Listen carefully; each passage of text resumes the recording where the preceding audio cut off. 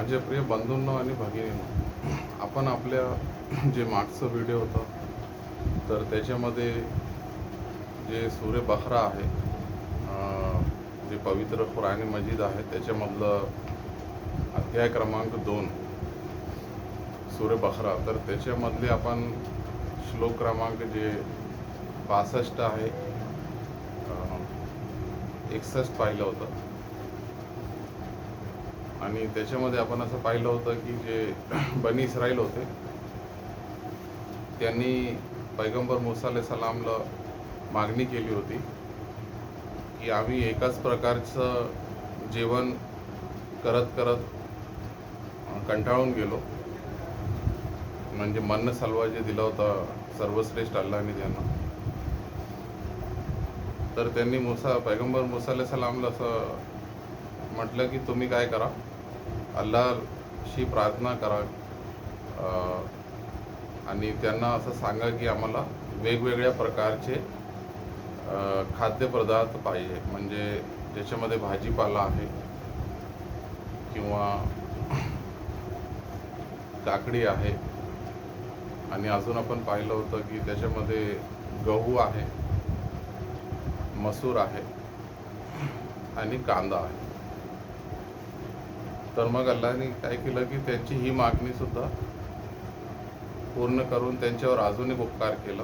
तसं पाहिलं तर त्यांच्यावर आधीच खूप उपकार करण्यात आले होते, पण या लोकांनी कधीच म्हणजे अल्लाहचा उपकार मानलं नाही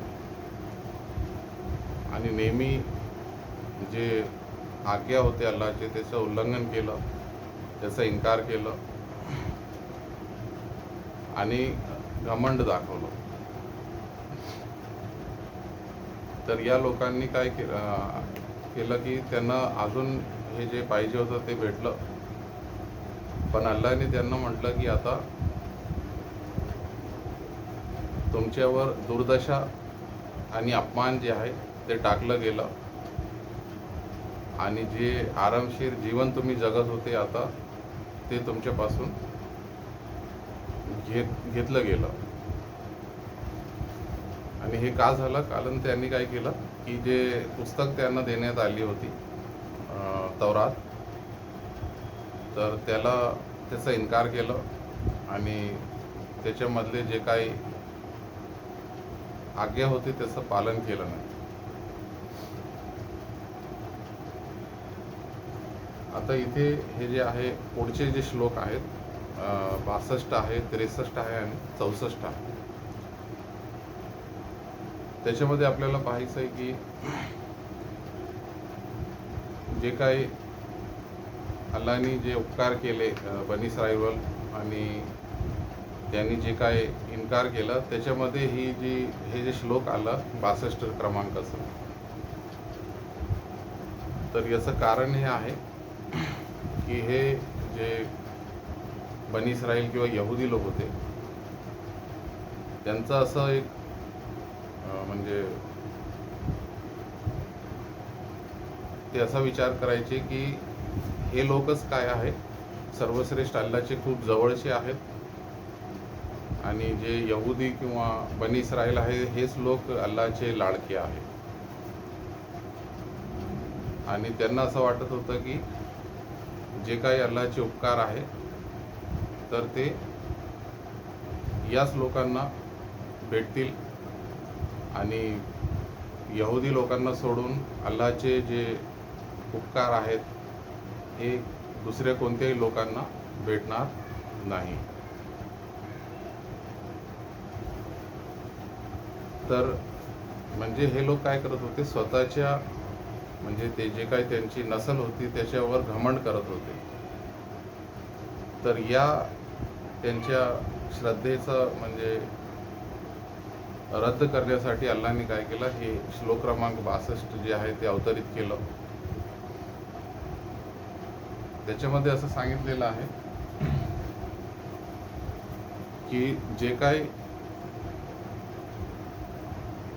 अल्लाहचे उपकार आहेत तर हे एखाद्या नसलमध्ये किंवा एखाद्या जमातीमध्ये दिले जात नाही, पण मूळ याच्यासाठी जे अटी आहेत त्याच्यामध्ये आहे की जो कोणी असेल, आता मग ते इमान राखणारा असो, मुस्लिम असो, किंवा त्याच्यामध्ये दिलेलं आहे की यहुदी असो किंवा ख्रिश्चन असो किंवा साबी असो, तर जो कोणी असो याच्यासाठी अटी हे आहेत की पहिला तर त्या व्यक्तीने इमान राखायला पाहिजे सर्वश्रेष्ठ अल्लाहवर आणि जे कयामत जे आहे त्या दिवसावर, आणि त्यांनी काय करायला पाहिजे, सत्कर्म करायला पाहिजे. आणि सत्कर्म करण्यासाठी जे मूळ अटी आहेत त्याचं पालन केलं पाहिजे. तर जर कोणी हे सर्व काही केलं तर मग आधी तो कोणत्याही धर्माचा असो किंवा कोणत्याही प्रांताचा असो, त्याच्यावर अल्लाहचे उपकार होतील आणि तो म्हणजे अल्लाहचा जवळचं होईल आणि लाडकं होईल. कारण आज सुद्धा हे जे यहुदी लोक आहेत त्याच्यामध्ये असं आहे की जर कोणाला त्यांच्या धर्मात म्हणजे प्रवेश करायचा असेल तर तो इच्छा असूनही त्यांच्या धर्मात प्रवेश करू शकत नाही, अशी अटी त्यांनी ठेवलेल्या आहेत. किंवा जे काही हक्क एका नस्ली यहुदीला भेटतात ते हक्क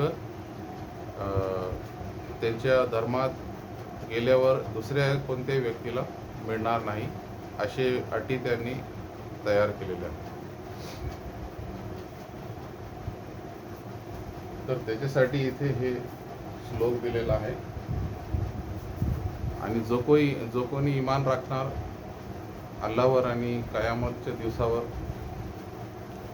आणि जे सत्कर्म करणार आणि सत्कर्मेचे जे मूळ अटी आहेत ते पूर्ण करणार, तर त्याचा मोबदला जे आहे ते त्याच्या पालनकर्त्याजवळ आहे.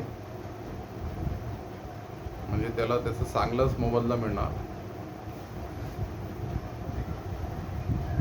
आणि असे जे लोक आहेत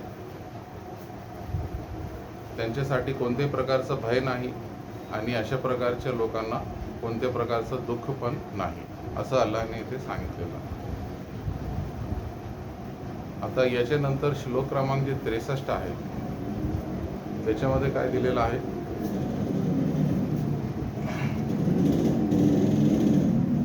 आपण पाहिलं होतं आधीच. जेव्हा मुसा अलैहिस्सलामला कोहे तूरवर बोलावून अल्लाहने त्यांना तौरात दिली, आणि जेव्हा या यहुदी लोकांनी बनी इस्राईलने तौरात आणि त्याच्यामधले जे आज्ञा आहे अल्लाहचे ते पाहिले, तर काही जे हुकूम होते अल्लाहचे ते त्यांना खूप म्हणजे अवघड वाटले पालन करण्यासाठी. तर त्या लोकांनी आधी काय केलं, या हुकमांपासून दूर राहण्यासाठी असं म्हटलं की आम्ही कसं विश्वास ठेवावं की ही जी पुस्तक आहे ती अल्लाहनेच दिलेली आहे आणि याच्यामध्ये जे काही लिहिलेलं आहे ते अल्लाहनेच अवतरित केलेलं आहे. तर मग मुसा अलैहिस्सलाम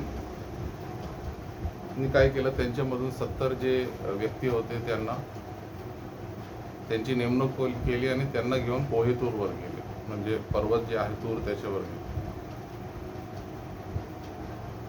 आणि मग तिथे अल्लाहने त्यांना असा हुकूम दिला की ही पुस्तक माझ्याकडून आहे आणि तुम्हाला या पुस्तकावर इमान राखावं लागेल आणि याच्यामध्ये जे काही हुकूम आहे ते मी दिलेले आहे.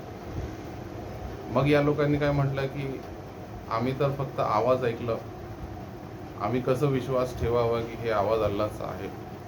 जोपर्यंत आम्ही स्वतःच्या डोळ्यांनी अल्लाहला आमच्या समोर बघत नाही, आम्ही या तौरातवर किंवा त्याच्यामधल्या हुकमांवर इमान राखणार नाही, असं त्यांनी म्हटलं. आणि मग याच्यामुळे मग अल्लाहने काय केलं की त्यांच्या डोक्यांवर हे जे तूर आहे पर्वत ते आणून ठेवलं, किंवा त्यांच्या डोक्यांवर हे पर्वत जे आहे ते म्हणजे तरंगत होतं असं आपण म्हणू शकतो, किंवा त्यांच्या जवळ हे आणलं. आता याचा एक अर्थ असा होऊ शकतो की या पर्वताला त्याच्या जाग्यावरून दुसरीकडे आणलं गेलं, आणि एक अर्थ असं सुद्धा होऊ शकतो की हे जे पर्वत होतं ते त्यांना असं वाटत होतं की कधीही त्यांच्या अंगावर पडणार आणि ते मरून जाणार. किंवा अजून एक अर्थ असा आहे की जे भूकंप वगैरे आलं असेल आणि तो पर्वत जोरजोराने म्हणजे हलवलं गेलं असेल, आणि त्याच्यामुळे त्यांना असं वाटलं की आता ते सर्वजण मरून जाणार, आणि मग त्यांनी असा निश्चय केला की ते अल्लाहवर इमान राखणार, तौरातवर इमान राखणार आणि त्याच्यामधल्या हुकमांवर इमान राखणार. आणि हे जे होतं हे कशासाठी होतं की म्हणजे इथे एक गोष्ट लक्षात घ्यावी लागेल की आपण कोणत्याही व्यक्तीला इमान कबूल करण्यासाठी म्हणजे त्याला जबरदस्ती करू शकत नाही. पण एकदा कोणी जर इमान कबूल केलं